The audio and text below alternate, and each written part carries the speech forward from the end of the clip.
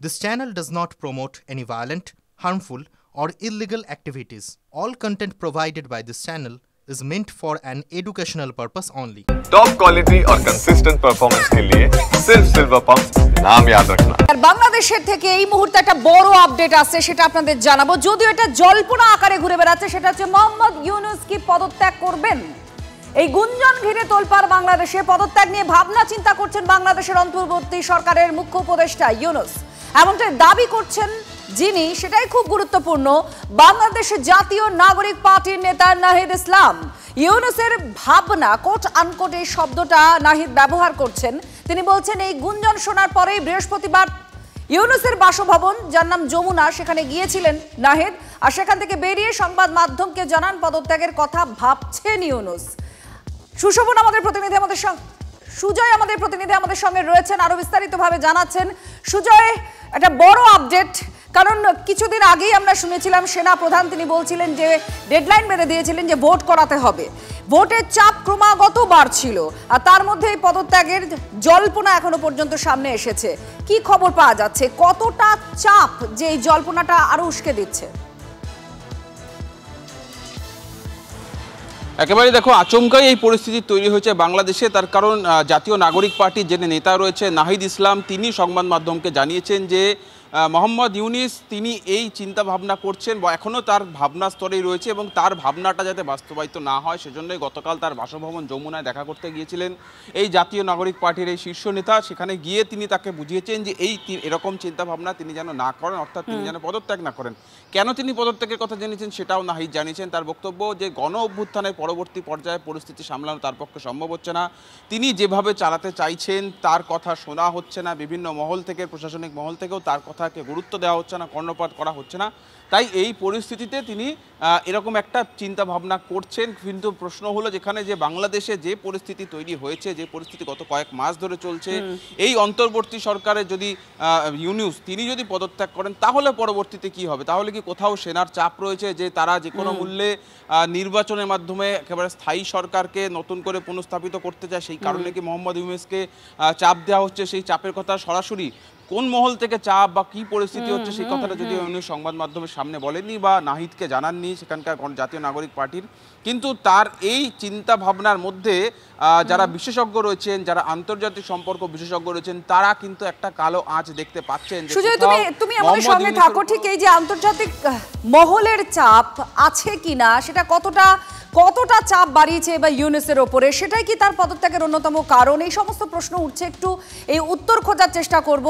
আমাদের সঙ্গে আছেন অনিক চ্যাটার্জি, আন্তর্জাতিক সম্পর্ক বিশেষজ্ঞ, তার সঙ্গে কথা বলবো। অনিক বাবু, এই বড় আপডেট একটা বাংলাদেশ থেকে আসছে যে মোহাম্মদ ইউনূস পদত্যাগ করতে পারেন, যদিও এটা জল্পনা, কিন্তু একটা প্রবল চাপ ঘরের ভেতরে তিনি পেয়েছেন। আমরা কদিন ধরেই সেটা বুঝতে পারছি, সেনা প্রধান বারবার বলছেন নির্বাচন করাতে হবে। আপনার কি মনে হয় শুধু এই একটাই চাপ নাকি আরো চাপ আছে? দেখুন, ভেতরের চাপ তো আছেই।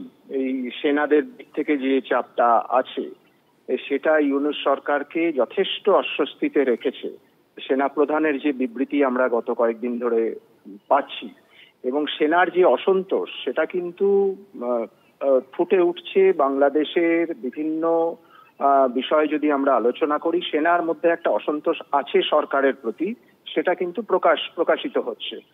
এছাড়াও বিভিন্ন বিষয়ে সেনার সঙ্গে এবং অন্যান্য রাজনৈতিক দলের সাথেও ইউনূস সরকারের একটা মতপার্থক্য তৈরি হচ্ছে।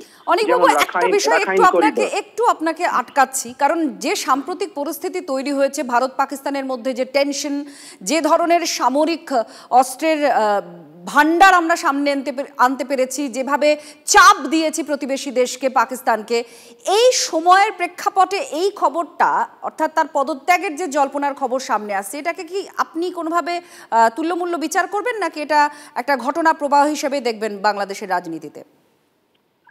দেখুন, যে চাপটা আছে ওনার ওপরে, সেই চাপটা হতে পারে যে ভারত পাকিস্তানের যে সাম্প্রতিক সংঘর্ষ, সেই আবহেও একটা চাপ বাংলাদেশের ওপর থাকতে পারে। কিন্তু বাংলাদেশের অন্যান্য যে চাপগুলো, যে কথাগুলো আমি বলছিলাম, সেনার দিক থেকে, অন্যান্য রাজনৈতিক দল থেকে, এবং কিছু কিছু সিদ্ধান্ত যেমন রাখাইন করিডোর বা চট্টগ্রাম বন্দর নিয়ে যে সিদ্ধান্তগুলো, সেগুলো কিন্তু অনেক রাজনৈতিক দলকে এবং এমনকি সরকারের মধ্যেও অনেককে, যারা গুরুত্বপূর্ণ ব্যক্তি, তাদেরকে খুব সন্তুষ্ট করতে পারেনি। এমতাবস্থায় ইউনূসের ওপর চাপ বাড়ছে, যেটা আমরা অনেক আগে থেকেই বলছিলাম যে ইউনূস সরকার খুব স্বস্তিতে নেই, চাপ বাড়ছে। তবে এই খবর যে উনি পদত্যাগ করতে পারেন, এটা আবার একটা ওনার তরফ থেকে একটা পাল্টা কৌশল কিনা সেটাও ভাবতে হবে, যে একটা পাল্টা কৌশল সেটাও ভাবতে হবে। দেখা যাক ভবিষ্যতে। তবে উনি কিন্তু চাপে আছেন, এই কথা অস্বীকার করার কোনো উপায় নেই। অনেক ধন্যবাদ আমাদের সঙ্গে থাকার জন্য। আর এই টালমাটাল যে পরিস্থিতি বাংলাদেশের, এটা দীর্ঘ সময় ধরে এই পরিস্থিতিতে বাংলাদেশ আছে, আমাদের প্রতিবেশী রাষ্ট্র, আর সেখানে এই অস্থিরতা চলছেই। প্রধান উপদেষ্টা মোহাম্মদ ইউনূসকে সর্বদলীয় বৈঠক ডাকার আহ্বান জামাত ইসলামীর নেতা আমির শফিকুর রহমান। তিনি এই আবেদন করেছেন যে সর্বদলীয় বৈঠক ডাকুন, সর্বদলীয় বৈঠকে দেশের সার্বিক পরিস্থিতি নিয়ে আলোচনা করা হোক, এই দাবি ওঠানো হয়েছে। ইতিমধ্যে ইউনূসকে কার্যত চরম বার্তা দিয়ে রেখেছেন সেদেশের সেনাপ্রধান জেনারেল ওয়াকারুজ্জামান। দ্রুত জাতীয় নির্বাচনের ব্যবস্থা করার জন্য তিনি বলেছেন, শুধু বলেননি, রীতিমতো হুঁশিয়ারির একটা গন্ধ পাওয়া গিয়েছে তার কথায়। পাশাপাশি সামরিক বিষয়ে নাক গলানো বন্ধ করুক ইউনূস সরকার, এই বার্তা দিয়েছেন সেনাপ্রধান।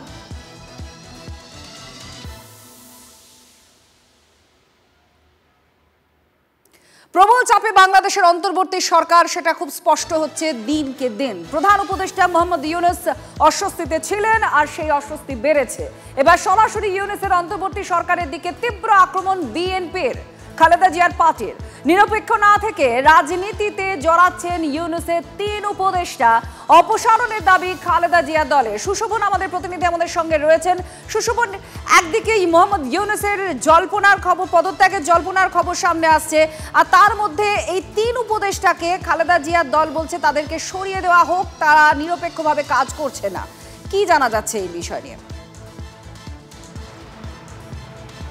দেখো, তার কারণ এই কারণেই বলা হচ্ছে যে নিরপেক্ষভাবে কাজ করছে না, সরাসরি রাজনীতিতে জড়ানো হচ্ছে এবং সেখানে নিরপেক্ষতা নেই। এর পাশাপাশি একথাও বলা হচ্ছে যে অন্তর্বর্তীকালীন একটা সরকারের কাজ কিন্তু সংসদ নির্বাচন করা, কিন্তু সেইটা না করে এবং এই মাথাভারী যে উপদেষ্টা যে পরিষদ, তার কোনো প্রয়োজন নেই। এবং সেই জায়গা থেকে কিন্তু একটা চরম হুঁশিয়ারির বার্তা দেওয়া রয়েছে যে একেবারে পরবর্তীকালে যে সহযোগিতার সম্পর্ক, তা কিন্তু বজায় রাখা সম্ভব হবে না। ডিসেম্বরের মধ্যে কিন্তু একেবারে যদি কোনোভাবে সংসদ নির্বাচন না হয়, অর্থাৎ স্বাভাবিকভাবে কোথাও যে একেবারে এই যে বলা যায় যে বিএনপি যে কিছুটা চাপে রেখেছে, সেই বিষয়টা কিন্তু, এবং এই হুঁশিয়ারিটা কিন্তু যথেষ্ট গুরুত্বপূর্ণ খালেদা জিয়ার দলে। স্পষ্ট হয়ে যাচ্ছে ক্রমাগত একের পর এক যে আপডেট খবর সামনে আসছে বাংলাদেশ নিয়ে, আপনাদের জানাচ্ছি। এবার দেখুন, একদিকে প্রথম যে খবর, মোহাম্মদ ইউনূস তার পদত্যাগ, সেই পদত্যাগের জন্য তিনি ভেবেছেন, এমন একটা জল্পনা সামনে এসেছে, আর সেই জল্পনা ক্রমাগত বাড়ছে। অপরদিকে সেনা প্রধান তিনি বলছেন যে নির্বাচন করাতেই হবে, নির্বাচন করাতে হবে, সেটা দ্রুত করাতে হবে, ডেডলাইন বেঁধে দিচ্ছেন ডিসেম্বরের মধ্যে। সেই খবর সামনে এলো। তার মধ্যে এই যে উপদেষ্টা মণ্ডলী, সেই উপদেষ্টা মণ্ডলী নিয়েই একটা প্রশ্ন চিহ্ন উঠিয়ে দিচ্ছে খালেদা জিয়ার দল। তারা বলছে এত মাথাভারী উপদেষ্টার প্রয়োজন নেই, অর্থাৎ নির্বাচন করানো হোক। বিএনপি স্থায়ী কমিটির সদস্যর বক্তব্য কি রয়েছে, এই নিয়ে শুনুন। একটি সুষ্ঠু, অবাধ, নিরপেক্ষ নির্বাচনের মাধ্যমে ডিসেম্বর 2025-এর মধ্যে একটি জাতীয় সংসদ গঠনের জন্য অবিলম্বে সুনির্দিষ্ট রোডম্যাপ ঘোষণার দাবি জানাচ্ছি। এই সর্বোচ্চ জন আকাঙ্ক্ষাকে সর্বোচ্চ অগ্রাধিকার দেওয়া বর্তমান অন্তর্বর্তী সরকারের প্রধানতম এজেন্ডা হওয়া উচিত বলে জনগণ মনে করে। এর অন্যথা হলে জনগণের দল হিসাবে বিএনপির পক্ষে এই সরকারের প্রতি সহযোগিতা অব্যাহত রাখা কঠিন হয়ে দাঁড়াবে। আর এদিকে উপদেষ্টাদের পদত্যাগের এই যে দাবি, পাল্টা দাবি, এটা কি সরকারের যে স্থিতিশীলতা রয়েছে বলে তারা মনে করছেন, সেটাকে কি অস্থির করে তুলবে? বিএনপি নেতা ইশরাক হোসেনের ঢাকা দক্ষিণ সিটি কর্পোরেশনে মেয়র হিসেবে শপথ ঘিরে গন্ডগোলের সূত্রপাত। আর সেই আন্দোলন গড়াতে গড়াতে শেষ পর্যন্ত অন্তর্বর্তী সরকারের কয়েকজন উপদেষ্টাদের পদত্যাগের দাবিতে গিয়ে ঠেকেছে এই আন্দোলন। আর এই আন্দোলন 48 ঘন্টার জন্য স্থগিত ঘোষণা করা হলেও সরকারের 2 জন ছাত্র উপদেষ্টার পদত্যাগের দাবিতে আবার আন্দোলন কর্মসূচি নেওয়া হতে পারে বলেও জানিয়েছেন ইশরাক হোসেন। কয়েকদিন ধরেই স্থানীয় সরকারের উপদেষ্টা আসিফ মাহমুদ এবং তথ্য উপদেষ্টা মেহফুজ আলমের পদত্যাগের দাবি জানিয়ে আসছেন বিএনপির নেতাকর্মীরা। এই দুজনই সরকারের পতনে জুলাই আন্দোলনে অগ্রগামী ভূমিকা পালন করেছিলেন। এদিকে বিএনপির এই দাবির পাল্টা প্রতিক্রিয়া অন্তর্বর্তী সরকারের 3 জন উপদেষ্টাকে বিএনপির মুখপাত্র হিসেবে আখ্যায়িত করে পদত্যাগে বাধ্য করার হুঁশিয়ারি দিয়েছেন এনসিপির এক শীর্ষ নেতা। বাংলাদেশের নির্বাচন কমিশনের বিরুদ্ধে এবার তোপ দাগল জাতীয় নাগরিক পার্টি। এনসিপির কেন্দ্রীয় যুগ্ম সচিব নিজামুদ্দিনের অভিযোগ, কমিশন শুরু থেকেই একটা রাজনৈতিক দলকে খুশি করতে পক্ষপাতমূলক আচরণ করছে। ইসির পুনর্গঠনের দাবি জানান তিনি। ইসির বিরুদ্ধে অর্থাৎ নির্বাচন কমিশনের বিরুদ্ধে পদক্ষেপ করার জন্য স্বাধীন সুপ্রিম জুডিশিয়াল কাউন্সিল গঠনের কথাও বলেন তিনি। নিজামুদ্দিনের বক্তব্য, বিএনপি ঘোলা জলে মাছ শিকার করতে নেমেছে। বিচার বিভাগ এবং নির্বাচন কমিশন ঢেলে সাজানোর দাবি এনসিপির।